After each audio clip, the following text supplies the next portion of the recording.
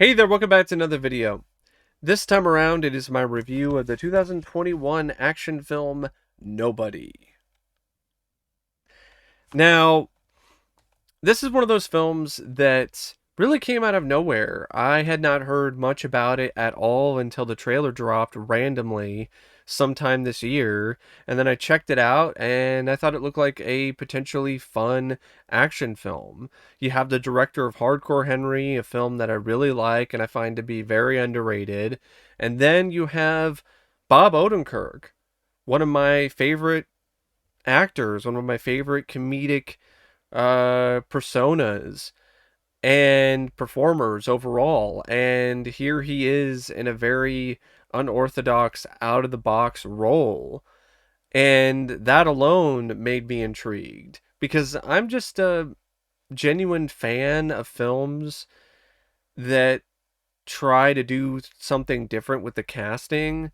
Even if it doesn't work out, I'm still a fan of them in terms of it's definitely something that I am always looking forward to. I will always give a film a fair shake if it's doing some really intriguing casting. When you're taking somebody who's known for being a certain kind of character actor or someone that's known for being tied to a particular genre and then putting them into a situation that is different from the norm. That's something that I find to be incredibly fascinating, and even when it doesn't work out, it's something that's well worth watching. And so you have this out of the box casting with Bob Odenkirk. You have Ilya Naishuller, who directed Hardcore Henry, at the helm. And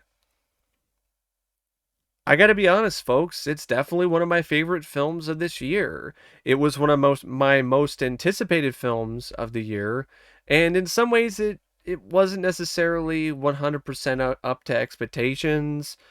I think are some elements that fall short, and I think this film struggles with really standing on its own 2 feet because its DNA is way too similar to another popular action film franchise from the same writer, but it's still a fast paced, entertaining, fun action movie.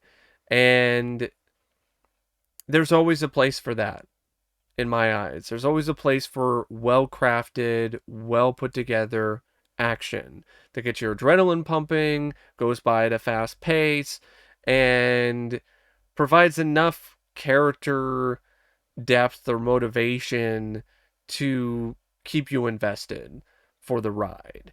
Now, the film was directed by Ilya Naishuller, and I thought he did an incredible job with this film. I really did. The action is very fluid, but also incredibly ferocious. It's a violent action film. Like, there's some really brutal, hard hitting action scenes in this. And once again, he showcases his inherent talent and ability to direct all kinds of action with the same amount of quality and overall I'm perfection is probably not the right word, but overall excellence, because he's just such a really impressive director when it comes to the action genre. When it comes to the sequences where fists are flying, bullets are being fired out of multiple guns, or you have a car chase, those sequences are really impressive and really exciting and really enjoyable to watch because of the fact that Ilya is such an incredible director when it comes to shooting action. It seems like a very natural talent, and it seems like something that comes pretty easily for him. There's really not any moments with the action where things are forced or he's trying to overcompensate for something that he's not really that adept at by using shaky cam or some of these other techniques. No, everything is in your face and shot in a way where you can see every hit, every punch, every gunshot, and it just makes for a really rollicking good time when it comes to the action in the film, which is the big selling point for a movie like this in the first place. The sequences that don't involve an action sequence, they're not what I would call amazing, but they're serviceable enough. And those, anyway, aren't really what makes Nobody such a genuinely good action film or a genuinely good film. Those sequences are there, they help set things up when it comes to the film's drama or some other aspects of the plot, but they're not very paramount to the film's success or even its failure, to be honest. What is, though, is the screenplay. The script by Derek Kolstad, who I believe was one of the writers of John Wick, it's okay. It's a so-so screenplay. It does a good job establishing the character of Hutch and showcasing how far of a rut he's in when it comes to, I mean, really how deep is probably the better word. So it really does a good job showcasing how deep of a rut that Hutch is in when it comes to his life. He's stuck in this dead end job.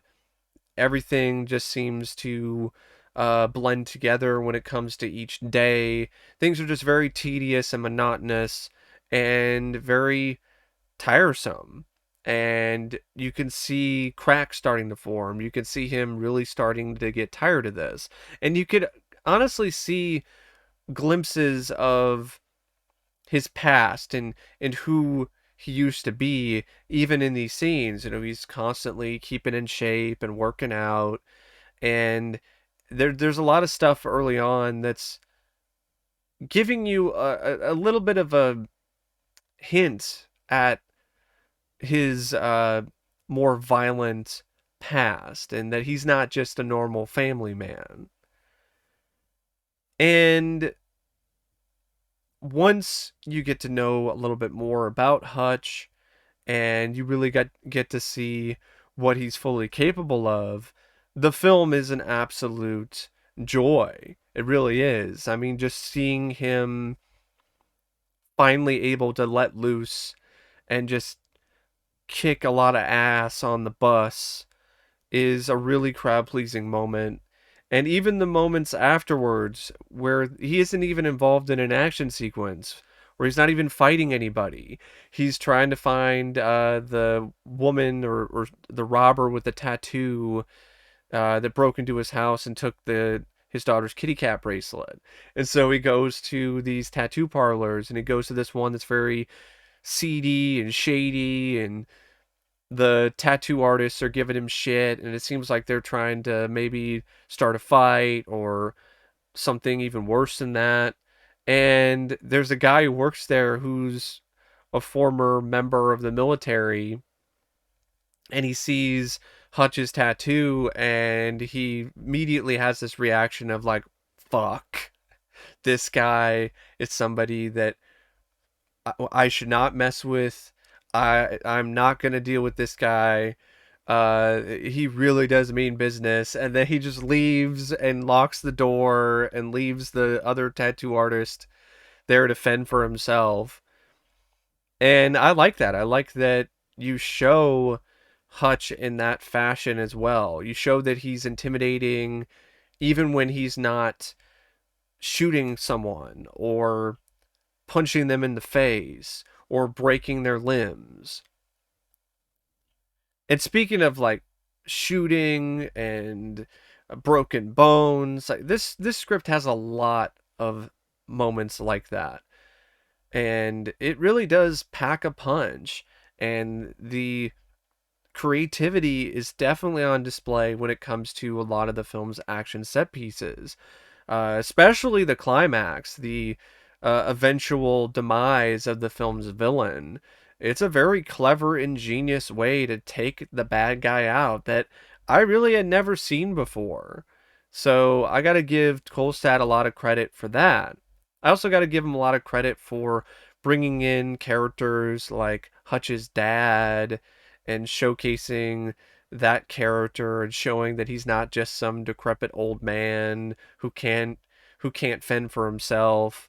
That was a nice change of pace to see like a guy who seemingly appears to be not necessarily an invalid, but a guy who, he's having a little bit of a hard time because of old age, and that's why he's staying at a retirement home.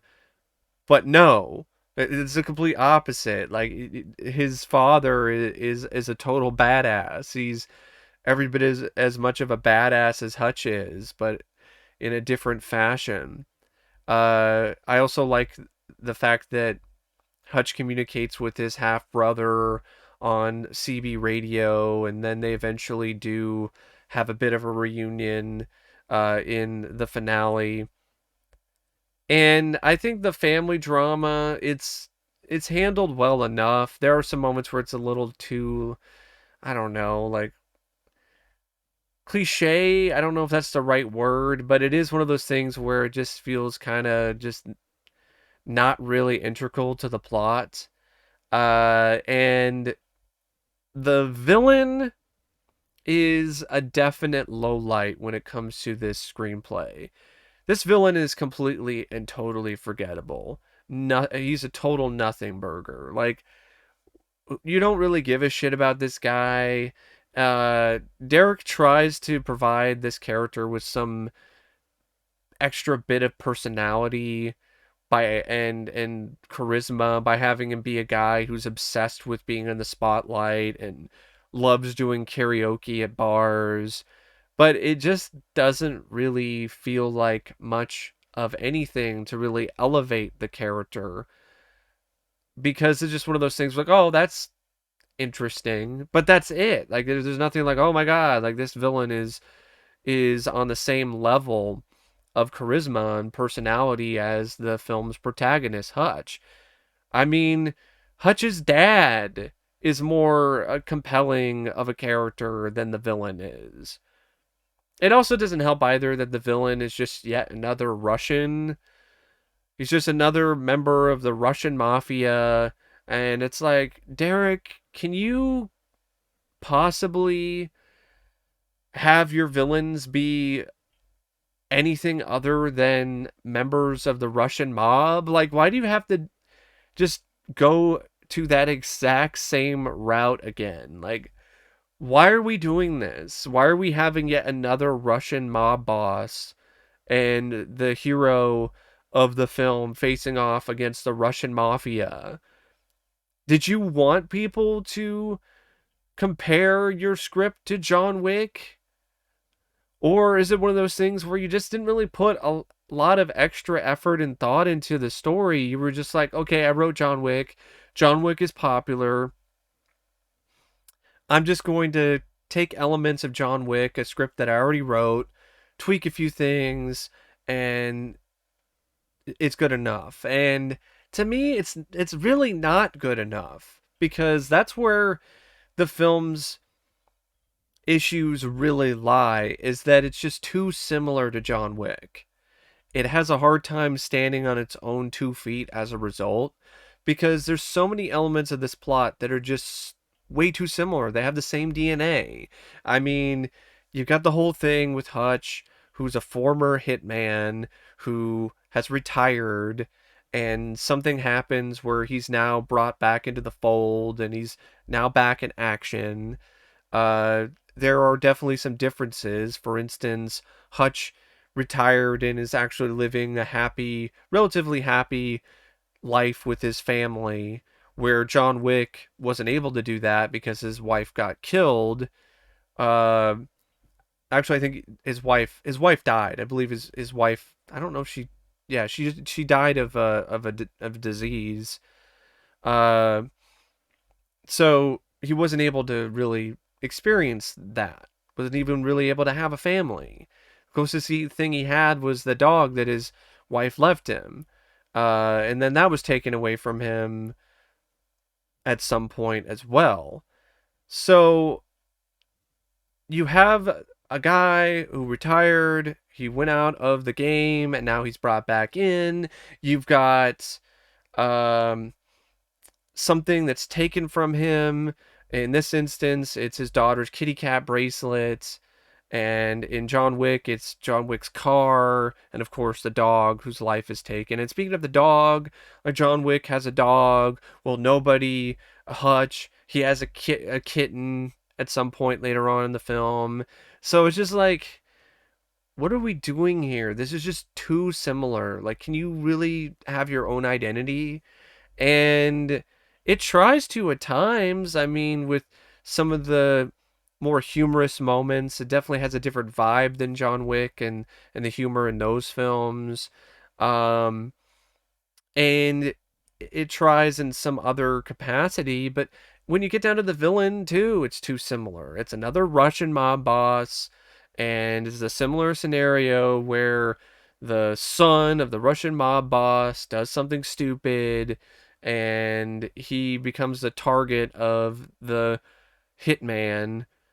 And it's different than John Wick because here it's one of those things where Hutch just beats the shit out of this brother of the Russian mob boss, the villain of the film.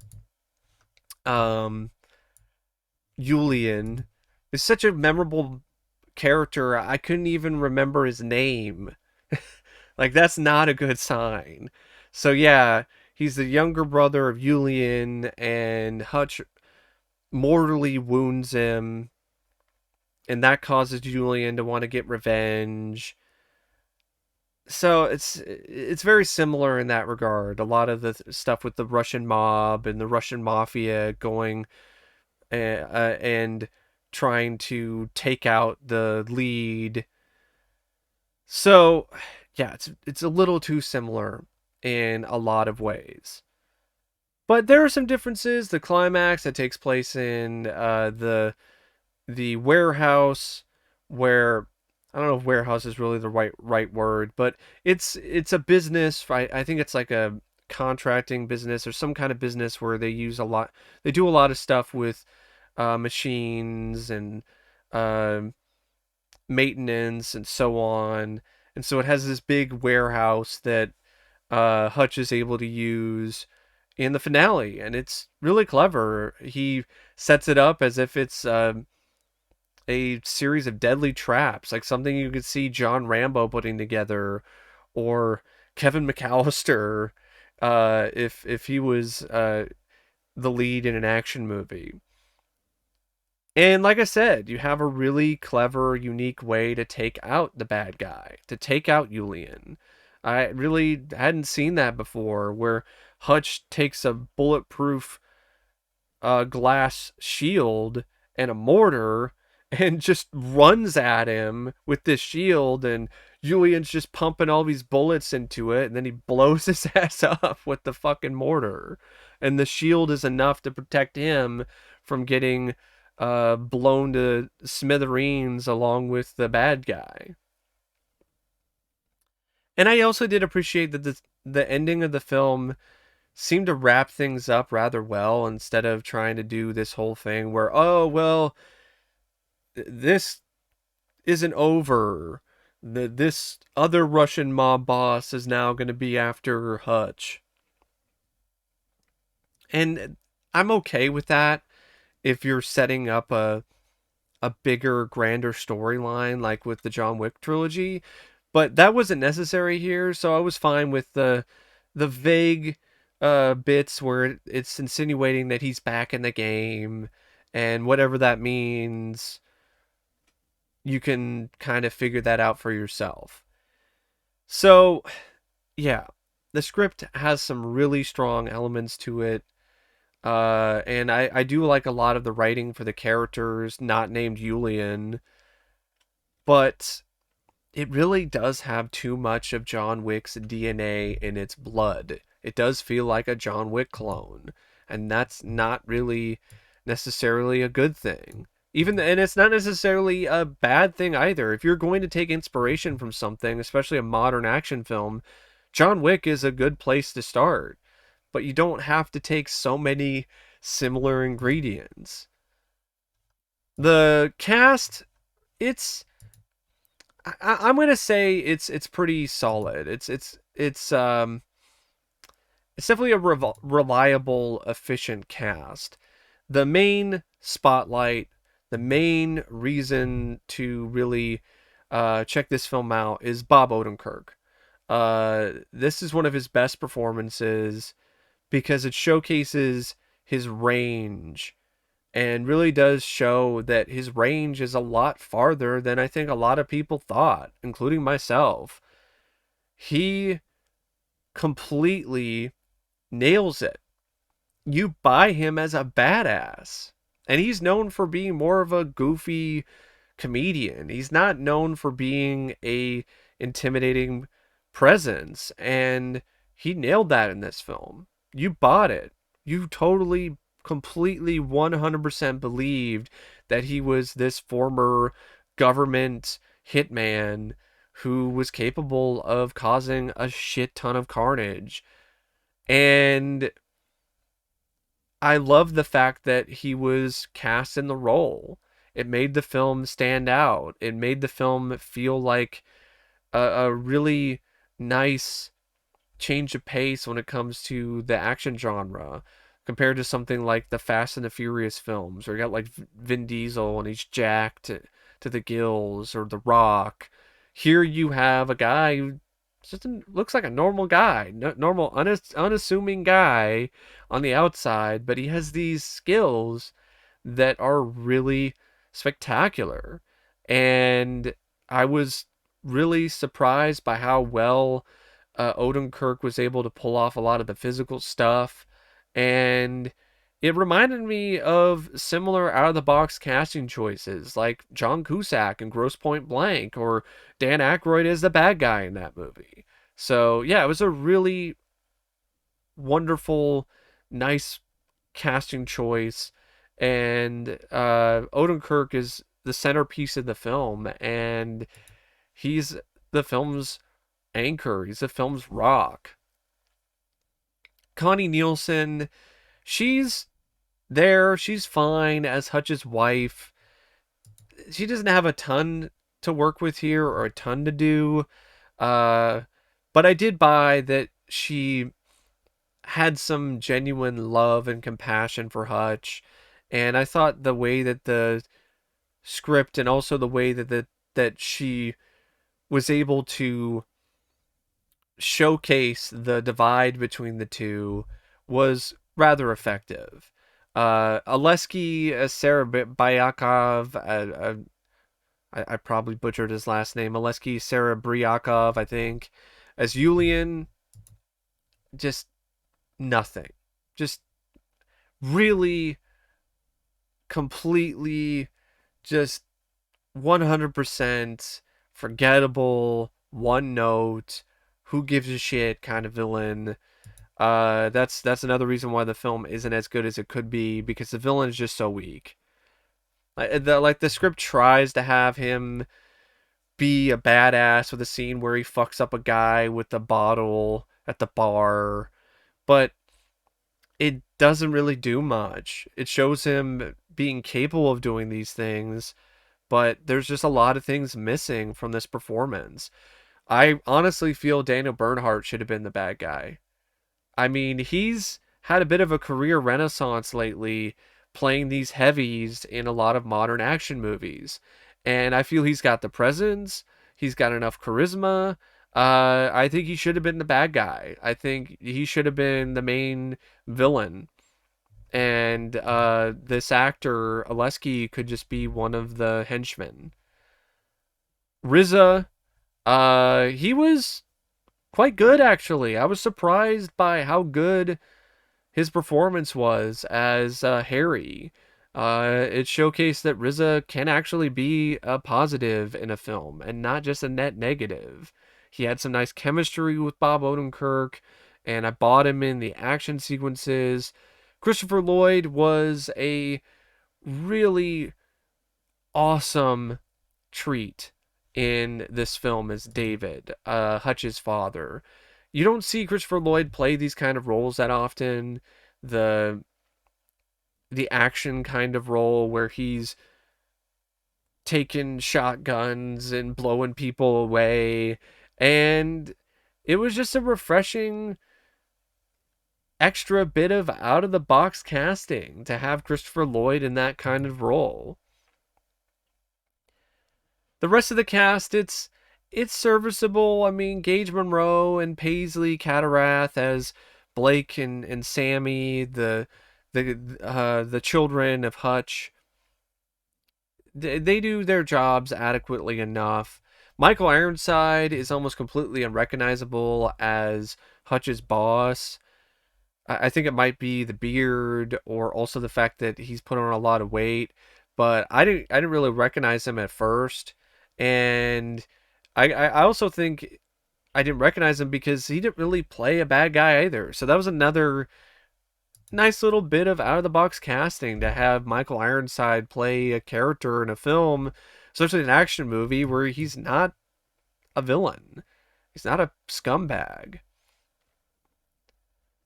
So that's really the main cast. I mean, you have some other actors and actresses, but really it's mostly Bob Odenkirk, Connie Nielsen, Aleksei, Serebryakov, Riza, Christopher Lloyd, and the film also features some really exemplary technical elements. The cinematography by Powell Poger Zaleski, I think that's how you say his last name. I thought the cinematography was really good. I thought the film had a nice look to it. It looked very slick. There was a certain amount of style in scenes. Uh, he definitely had a nice rapport with Ilya. And the editing by William Ye and Evan Schiff, I thought the editing in this film was excellent. I thought it was really terrific. It was one of those things where the editing, in a lot of ways, just makes some of the scenes just shine even brighter, just makes a lot of the action even more adrenaline pumping and even more exciting. And it even made the scenes early on where you're showcasing Hutch's humdrum life really creative and different because of the fact that it uses a lot of quick cut edits. It's very fast, and it seems like something that you think would be reserved for an action sequence, but it's just very generic stuff like taking out the trash, waking up, eating breakfast, going to work, getting your coffee, and it seems like something that's just very generic, but the way that it's edited just makes it really interesting visually. So there's quite a few moments like that in the film where the editing just makes a lot of elements, a lot of moments in this film all the more interesting as a whole. The score by David Buckley, it's meh. It's nothing really that memorable. I wouldn't listen to this score on my own.